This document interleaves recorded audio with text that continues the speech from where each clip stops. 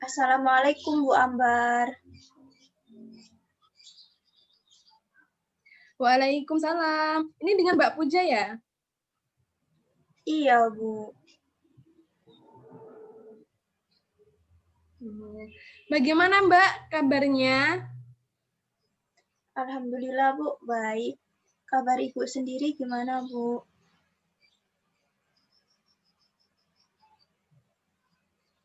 Alhamdulillah baik juga, saya juga sehat. Mbak Puja sehat?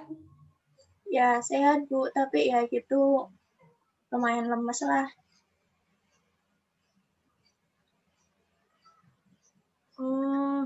Kenapa loh Mbak Puja kok lemes? Apakah ada hal-hal yang lagi difikirkan atau membebani gitu kok jadinya lemes? Iya Bu, ada. Jadi gini Bu, kan sekarang kan sekarang kan pelajarannya online ya Bu, sekolahnya online. Nah, tuh Bu, jadinya kalau online gini tuh tugas tuh banyak gitu loh Bu. Dari yang biasanya masuk sekolah biasa, yang tugasnya nggak seberapa, sekarang tugasnya jadi 2 kali lipat Bu. Saya tuh ngerasa terbebani gitu Bu sama tugas-tugas yang banyak. Jujur aja ya Bu, saya tuh sering tidur malam loh Bu. Bahkan pernah tidur sampai jam 1 pagi, 1, 2 itu baru jam 2 pagi sampai jam... Maaf ya Bu, salah ngomong nanti. Jadi gini Bu, jam 1 pagi saya baru tidur. Terus kadang juga jam 2 pagi saya juga baru tidur. Sampai ini loh Bu, mantang mata saya, Ibu lihat kan, sampai terbentuk cekungan gitu Bu. Jujur ya Bu, dengan tugas banyaknya ini tuh pikiran saya tuh sumpek Bu, sumpek banget, benar-benar sumpek. Sampai saya itu mikir kalau, duh berhenti sekolah aja biar nggak kayak gini. Saya tuh ngerasa terbebani Bu, benar-benar terbebani gitu Bu. Apa Ibu ada solusi Bu?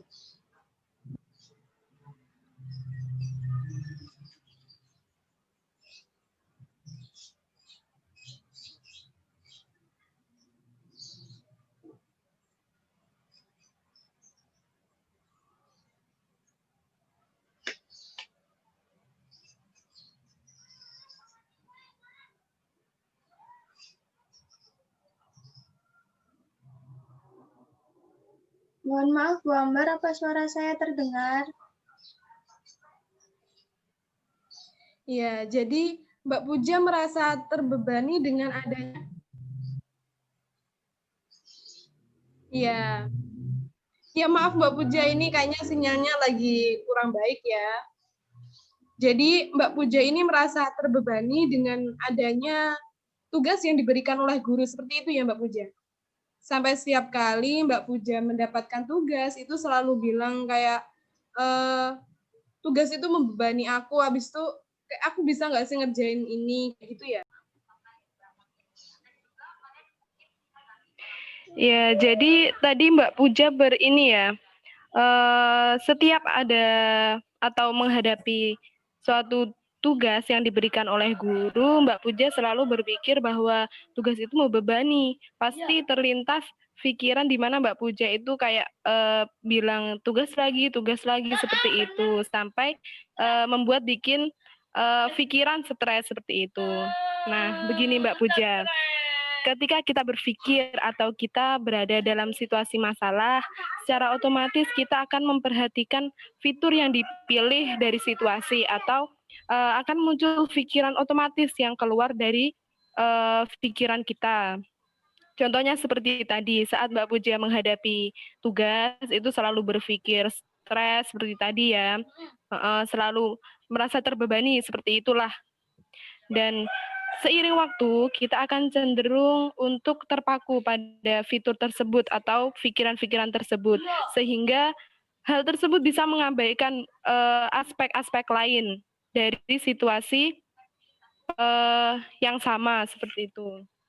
Nah, yang perlu Mbak Puja ketahui bahwa dalam satu situasi itu sebenarnya ada banyak aspek yang bisa kita pikirkan, tapi otak kita biasanya cenderung untuk memilih satu pikiran tersebut. Misalnya, setiap ada tugas itu selalu berpikir seperti itu karena itu sudah otomatis keluar.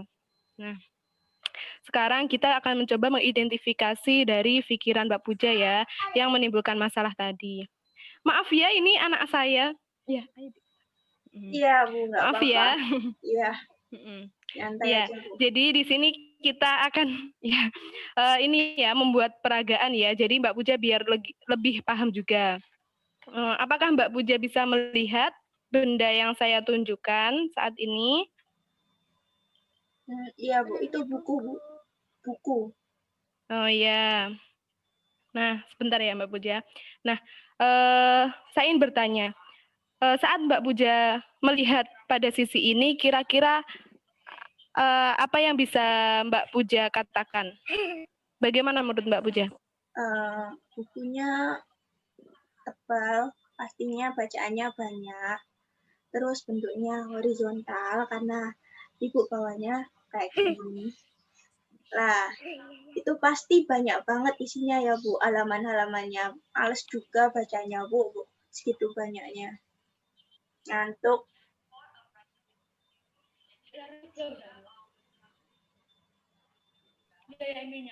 Nah, iya benar sekali. Jadi kita melihat buku ini pada bagian sisi ini yang saya tunjukkan, ini akan terlihat sangat membosankan juga ya, karena ini bisa dilihat tebal sekali sehingga pasti halamannya dengan kitab itu kita akan merasa malas untuk membacanya.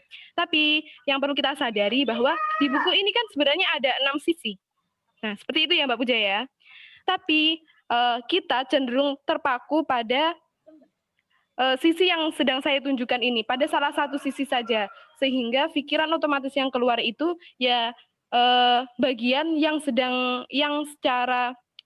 yang sering kita lihat atau yang sedang saya tunjukkan ini. Nah, seperti dengan masalah Mbak Puja tadi ya, saat Mbak Puja itu mendapatkan tugas dari guru, itu Mbak Puja cenderung atau terpaku pada salah satu sisinya, di mana yaitu Mbak Puja selalu mengeluh atau selalu merasa bahwa tugas itu terlalu banyak sehingga menyebabkan menjadi beban dan stres seperti itu. Begitu ya Mbak Puja? Betul, Bu. Ya, sekarang saya akan meminta Mbak Puja untuk mengenang kembali Mbak Puja saat situasi tersebut, saat Mbak Puja menghadapi tugas yang diberikan oleh guru atau mendapat tugas. Bisa Mbak Puja? Iya, Bu. Saya mulai ya, Bu. Iya, silahkan Mbak Puja. Kemudian nanti langsung respon dari pikiran Mbak Puja ya, yang biasanya selalu keluar saat menghadapi situasi tersebut. Ibu.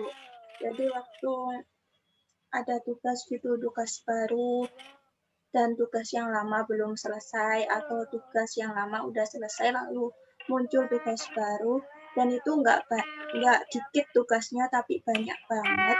Itu buat aku itu sumpah banget gitu, Bu. Langsung jadi beban pikiran, pikiranku tuh boom. Duh, tugas lagi. Yang kemarin aja baru selesai. Ada lagi. Apa iya aku bisa ngerjain lagi? Kayak gitu, Bu. Itu udah di pikiran tuh udah sumpah banget, Bu, rasanya.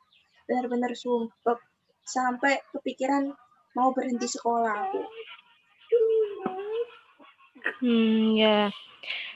Jadi tadi Mbak Puja sudah mengenang ya di mana Mbak Puja mengalami situasi tersebut. Nah, sekarang kita akan mencoba Mbak Puja mengidentifikasi dari kan tadi saya sudah memberikan contoh buku ya. Sebenarnya di buku ini ada 6 sisi, tapi yang saya tunjukkan yaitu hanya satu sisi, di mana itu yang menggambarkan biasanya otak kita terpaku pada satu sisi tersebut yang sering kita munculkan saat situasi yang sama. Nah, sekarang kita akan mencoba Mbak Puja melihat sisi yang lain. Jadi, coba sekarang saya menunjukkan sisi cover ya. Bagaimana menurut Mbak Puja? Oh, itu Ini. buku apa ya, Bu? Gambar kayak pernah tahu orang itu. Siapa ya, Bu? Ya ini memang ini ya Mbak Puja ya, tokoh lumayan famous juga ya ini, yaitu penemu dari Facebook. Pasti Mbak Puja sudah tidak asing ya. Oh, iya. Saya kenal, Bu, itu. Itu kan yang sekarang juga jadi pemiliknya Instagram, terus WhatsApp juga kan, Bu? Gila, kaya banget itu Iya orangnya, benar Bu. Mbak Keren. Puja. Sangat menginspirasi. Kalau saya lihat di depannya gini ya, saya tertarik, Bu, buat baca bukunya ini. Soalnya emang benar-benar orangnya itu menginspirasi banget, Bu. Apalagi ya Ibu tahu kan semakin berkembang aplikasi yang dia miliki itu semakin banyak gitu. Sampai Instagram, WhatsApp itu jadi milik dia semua gitu, Bu. Istrinya Iya juga benar sekali Mbak dokter, Bu. Puja. Jadi pada awal tadi ya Mbak Puja, saya menunjukkan pada sisi ini sehingga muncul kayak perasaan enggan untuk membaca. Kemudian saat saya menunjukkan pada sisi ini, padahal ini pada satu buku ya, saya menunjukkan pada sisi cover yang depan ini, Mbak Puja langsung antusias sekali ya. Nah, Iya. seperti itulah Mbak Puja cara kerja otak kita sebenarnya. Jadi kita biasanya terpaku pada hal-hal yang biasanya sering muncul saat kita mengalami situasi tersebut, sehingga dapat mengabaikan aspek-aspek lain atau sudut pandang yang lain. Sekarang saya ingin bertanya kembali ke masalah Mbak Puja tadi. Saya ingin bertanya, apakah Mbak Puja tahu kira-kira apa tujuan dari guru Mbak Puja itu memberikan tugas kepada Mbak Puja?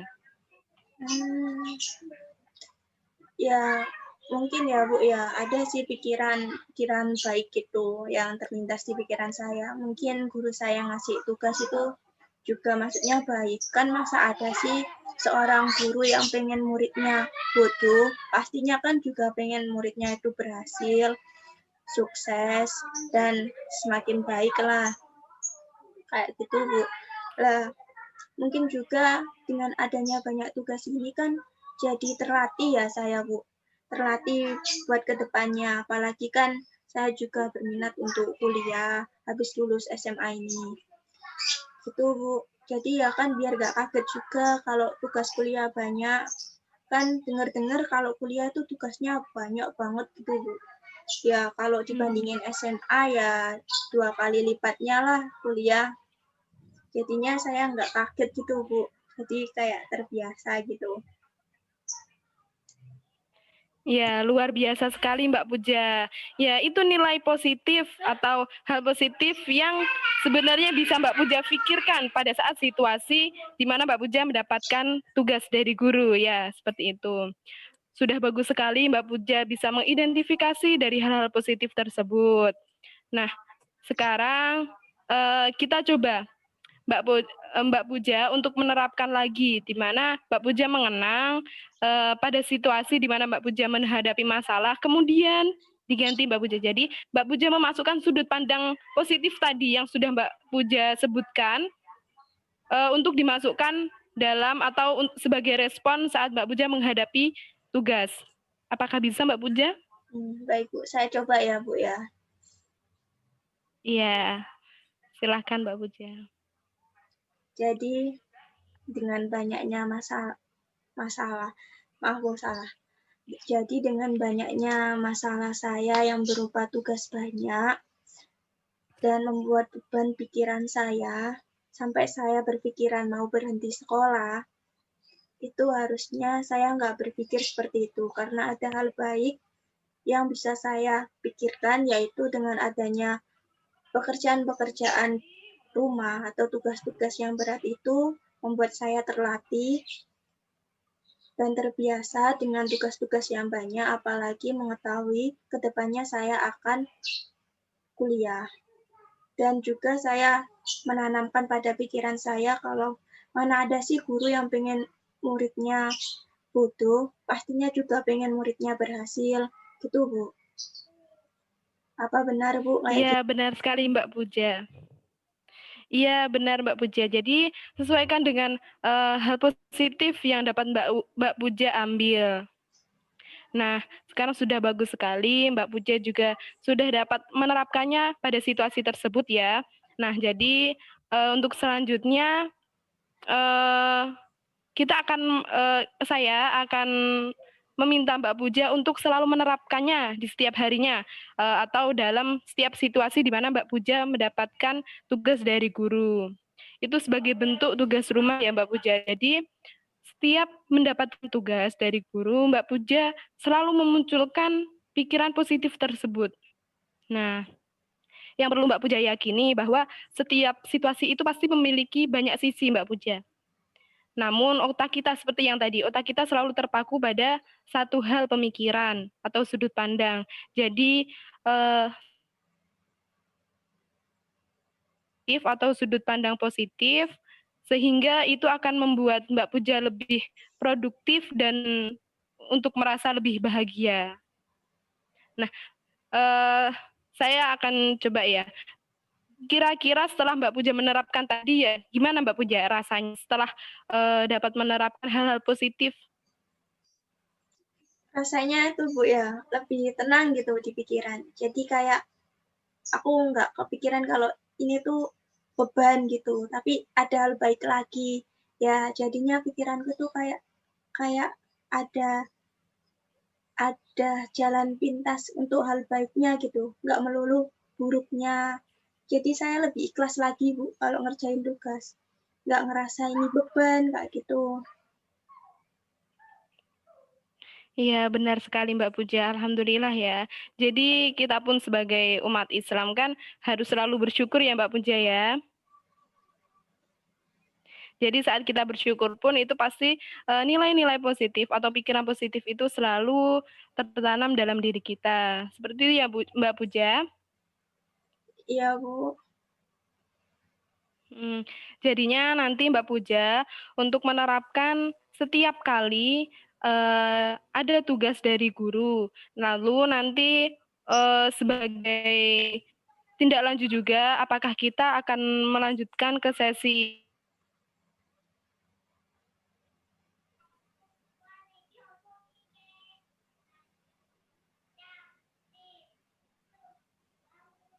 ya, apakah ada yang ingin ditanyakan lagi Mbak Puja? Mohon maaf Bu, tadi yang kalimat terakhir dari Ibu nggak kedengeran Bu. Sinyalnya putus tadi suaranya. Oh iya, ya mohon maaf juga ya. Mungkin di rumah Ibu juga lumayan sinyalnya ini lagi susah memang ya. Mungkin Karena bisa banyak pengguna diulang Bu. juga ya biasanya jam segini. Jadi saya meminta Mbak Puja untuk menerapkan di setiap kali Mbak Puja mendapatkan tugas dari guru ya, selalu tanamkan, selalu keluarkan, munculkan pikiran-pikiran positif tersebut agar Mbak Puja bisa lebih produktif dan menghadapi tugas tersebut dengan lebih santai seperti itu ya. Ya Bu, siap. Ya, ya seperti itu. Apakah masih ada yang ingin ditanyakan? Sekiranya sekarang sudah cukup Bu, sudah cukup baik sih buat pikiran saya, udah agak enteng lah, mendingan kayak gitu. Kalau misal ada lagi kayak masih jadi beban, masih belum bisa ngontrol, nanti saya datang lagi ke Ibu ya. Iya, kita akan mengagendakan sesi konseling lagi ya Mbak Puja jika memang dibutuhkan seperti itu. Semoga Mbak Puja selalu bisa menghadapi setiap masalah ya. Jadi pikiran positif ini tidak hanya bisa Mbak Puja terapkan pada masalah ini saja, mungkin bisa pada masalah lain juga seperti itu. Nah, karena alhamdulillah Mbak Puja juga sudah melewati dan bisa menerapkan pikiran positif. Apakah bisa kita akhiri Mbak Puja sesi konseling hari ini? Baik Bu, bisa. Terima kasih ya Bu. Iya. Sangat membantu sekali. Iya, sama-sama Mbak Puja. Iya, semoga Mbak Puja makin semangat ya. Siap. Semoga tercapai ya masuk ke perguruan tinggi. Kira-kira Mbak Puja mau kemana nih? Mau ke UNESA Bu. Saya tuh pengen jadi Oh iya, guru kayak ibu gitu, jadi guru BK, Bu. Kayaknya menarik banget gitu, bisa ngebantu masalah murid-murid gitu, Bu. ya alhamdulillah Mbak Puja ya. Ya itu juga sebagai bisa menjadi motivasi ya bahwa dalam hidup itu kita harus menjadi orang yang bermanfaat seperti itu. Baiklah Mbak Puja, karena sudah pada akhir ya, saya tutup ya Mbak Puja. Iya, Bu. Makasih loh, Bu. Makasih banget. Iya, terima kasih kembali Mbak Puja. Semoga kita bisa bertemu ya di sekolah. Semoga Baik. situasi ini cepat membaik. Ya, ya. Assalamualaikum warahmatullahi wabarakatuh. Waalaikumsalam warahmatullahi wabarakatuh.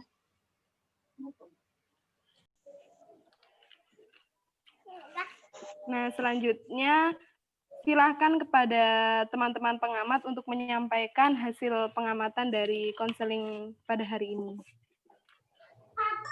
Baik, saya sebagai pengamat 1, menurut saya proses konseling sudah bagus, baik dari pra-konseling, terus pembinaan hubungan, dan juga prosedur implementasi strategi juga bagus.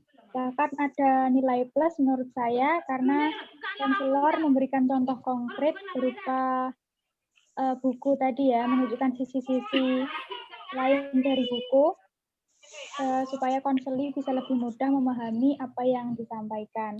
Selain itu, konselor juga menunjukkan sikap genuine sehingga konseling terlihat sangat nyaman. Baik, itu saja dari saya. Terima kasih. Selanjutnya dari saya, apakah suara saya terdengar? Iya, bisa Mbak Oci. Oh, oke.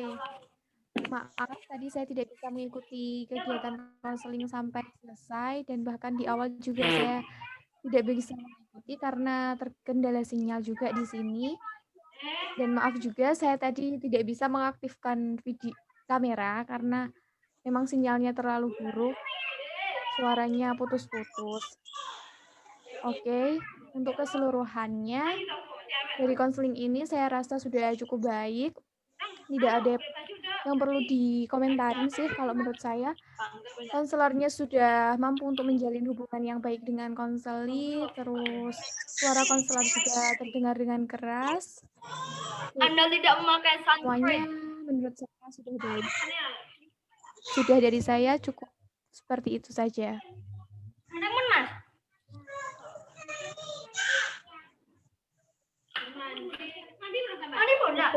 Saya langsung masuk ya.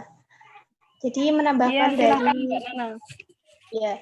Jadi menambahkan dari pengamat 1 dan pengamat 2, saya sangat setuju sekali sama pendapat mereka berdua. Kalau konselor sudah sangat bagus dalam melakukan sesi konseling, dan juga yang saya suka dari cara konselor melakukan sesi konseling ini adalah cara pencapaian cara menyampaikan konselor itu sangat simpel dan sederhana gitu loh. Terus mungkin juga penggunaan bahasa juga mudah dimengerti untuk saya. Terus namun ada satu sih, ada 2 catatan dari saya. Itu satu tempat yang mungkin kurang kondusif. Jadi konseling mungkin sering salah fokus. Terus juga yang ketiga itu adalah jaringan ya, mungkin yang kurang begitu stabil, jadinya yang terjadi sering putus-putus. Mungkin itu sih dari saya. Ya, terima kasih teman-teman atas hasil pengamatannya. Jadi ini saya sangat berterima kasih karena dapat membangun lagi kemampuan saya untuk mengkonseling seperti itu ya, melakukan konseling. Nah, terima kasih karena juga sudah mengerti tentang keadaan di sini ya, karena memang sinyalnya juga tidak terlalu bagus seperti itu. Baiklah, saya akhiri konseling kita pada hari ini pada video strategi reframing, cognitive reframing. Baiklah, akhir kata, wassalamualaikum warahmatullahi wabarakatuh. Waalaikumsalam warahmatullahi wabarakatuh. Waalaikumsalam warahmatullahi wabarakatuh.